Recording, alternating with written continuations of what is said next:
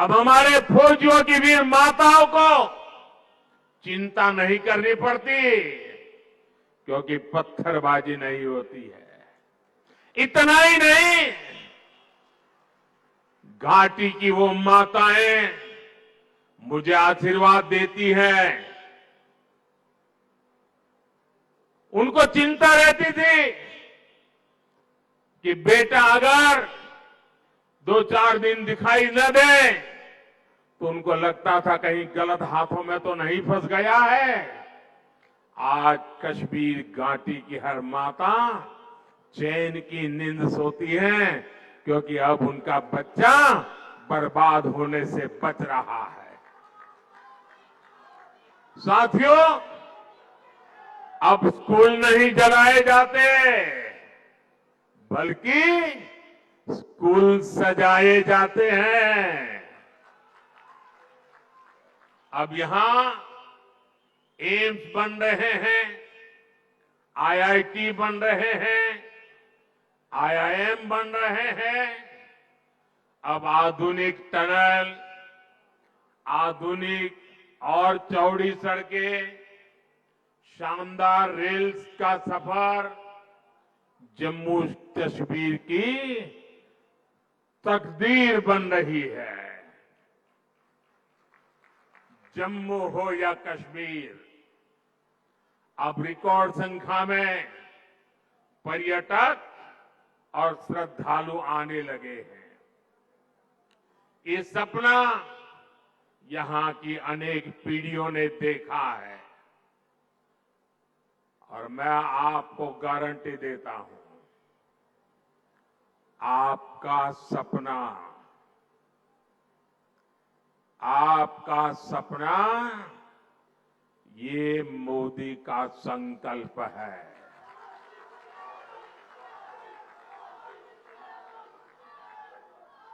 आपके सपनों को पूरा करने के लिए हर पल आपके नाम,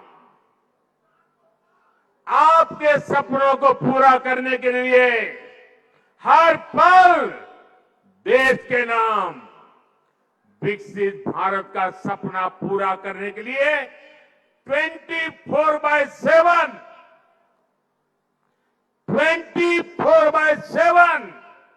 और 2047 ये मोदी की गारंटी है।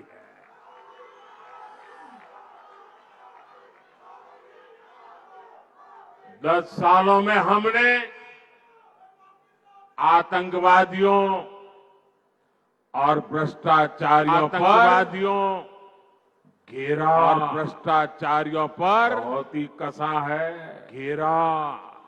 अब आने वाले 5 सालों में इस क्षेत्र को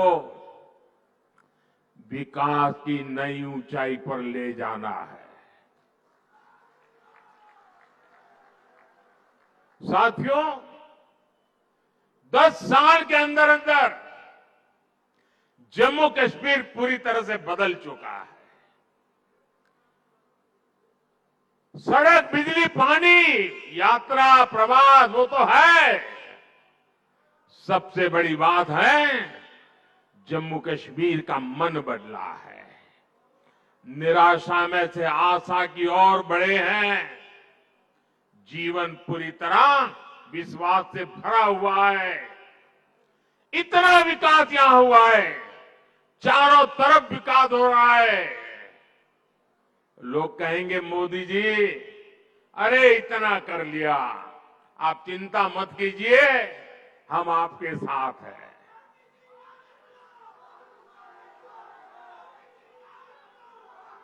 आपका साथ, उस पे प्रति तो मेरा अपार विश्वास है। मैं यहां न आता तो भी मुझे पता था कि जम्मू कश्मीर का मेरा नाता इतना गहरा है तो आप मेरे लिए मुझसे भी ज्यादा करेंगे। लेकिन मैं तो आया हूं मां वैष्णो देवी के चरणों में बैठे हुए आप लोगों के भी दर्शन करने के लिए। मां वैष्णो देवी की छत्र छाया में जीने वाले भी मेरे लिए दर्शन के योग्य होते हैं। और जब आप लोग कहते हैं इतना कर लिया, इतना हो गया, इतना हो गया, अब वो इतने ज्यादा क्या कर सकते हैं? मेरे जम्मू कश्मीर के भाई बहन, आपने पहले इतने बुरे दिन देखे हैं कि आपको ये सब बहुत लग रहा है, बहुत अच्छा लग रहा है, विकास जैसा लग रहा है।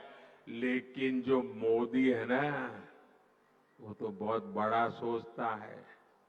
ये मोदी दूर का सोचता है। और इसलिए अब तक जो हुआ है वो तो ट्रेलर है, ट्रेलर।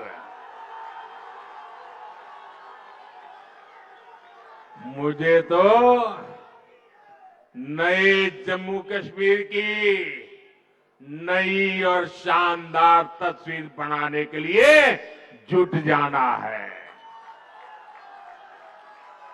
वो समय दूर नहीं जब जम्मू कश्मीर में भी विधानसभा के चुनाव होंगे। जम्मू कश्मीर को वापस राज्य का दर्जा मिलेगा। आप अपने विधायक, अपने मंत्रियों से अपने सपने साझा कर सकेंगे। हर वर्ग की समस्याओं का तेजी से समाधान होगा। यहां जो सड़कों और रेल का काम चल रहा है वो तेजी से पूरा होगा। देश विदेश से बड़ी बड़ी कंपनियां, बड़ी बड़ी फैक्ट्रियां और ज्यादा संख्या में आएगी। जम्मू कश्मीर टूरिज्म के साथ ही स्पोर्ट्स और स्टार्टअप के लिए जाना जाएगा। इस संकल्प को लेकर मुझे जम्मू कश्मीर को आगे बढ़ाना है। भाइयों और बहनों, ये परिवार चलित, परिवारवादी, परिवार के लिए जीने मरने वाली पार्टियों विकास की भी विरोधी है और विरासत की भी विरोधी है। आपने देखा होगा कि कांग्रेस राम मंदिर से कितनी नफरत करती है।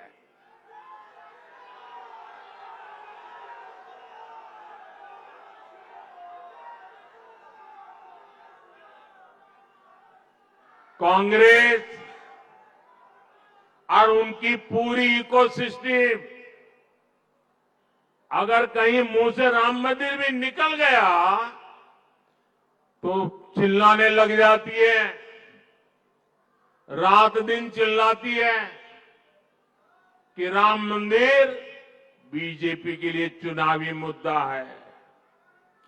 राम मंदिर न कभी चुनाव का मुद्दा था, न चुनाव का मुद्दा है और न ही कभी चुनाव का मुद्दा बनेगा।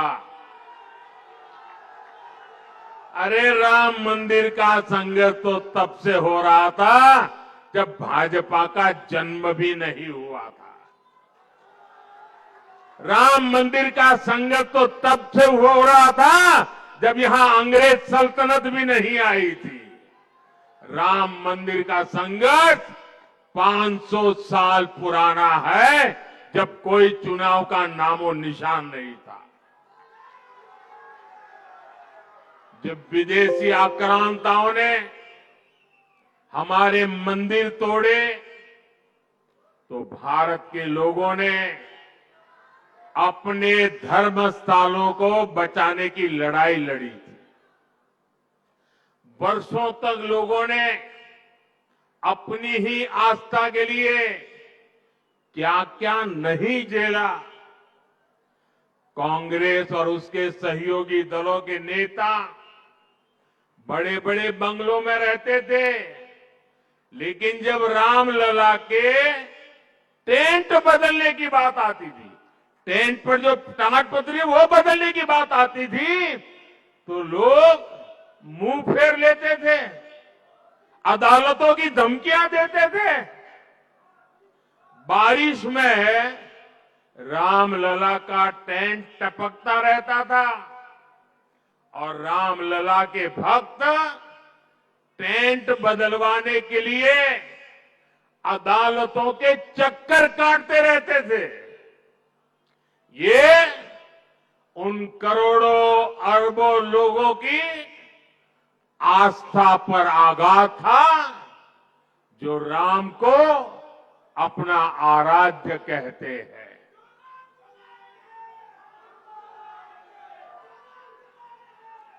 और हमने इन्हीं लोगों से कहा कि एक दिन आएगा जब रामलला भव्य मंदिर में विराजेंगे।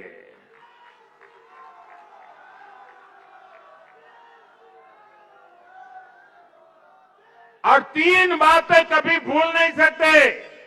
एक, 500 साल के अविरत संघर्ष के बाद ये हुआ है। आप सहमत हैं? 500 साल के अविरत संघर्ष के बाद हुआ है। आप सहमत हैं?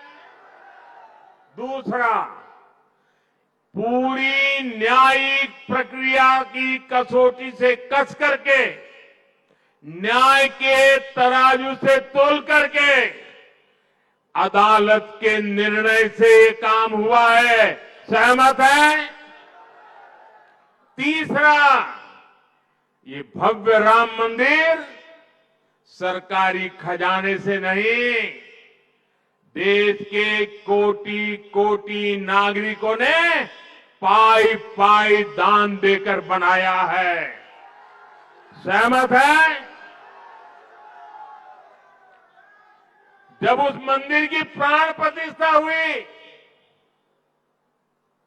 जब उस मंदिर की प्राण प्रतिष्ठा हुई तो पिछले 70 साल में कांग्रेस ने जो भी पाप किए थे, जो भी रुकावटें डाली थी, उनके साथियों ने जो भी रुकावटें डाली थी, सबको माफ करके राम मंदिर के जो ट्रस्टी हैं वो खुद कांग्रेस वालों के घर गए, इंडी गठबंधन वालों के घर गए, उनके पुराने पापों को माफ कर दिया और उन्होंने कहा राम आपके भी हैं, आप प्राण प्रतिष्ठा में जरूर पधारिए। सम्मान के साथ बुलाया, लेकिन उन्होंने इस निमंत्रण को भी ठुकरा दिया।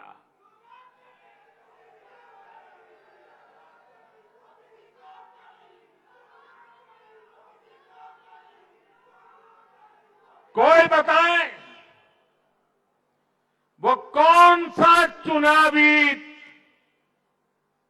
कारनामा था जिसके दबाव में आपने राम मंदिर के प्राण प्रतिष्ठा के निमंत्रण को ठुकरा दिया? वो कौन सी चुनावी खेल था कि आपने प्राण प्रतिष्ठा के पवित्र कार्य को ठुकरा दिया?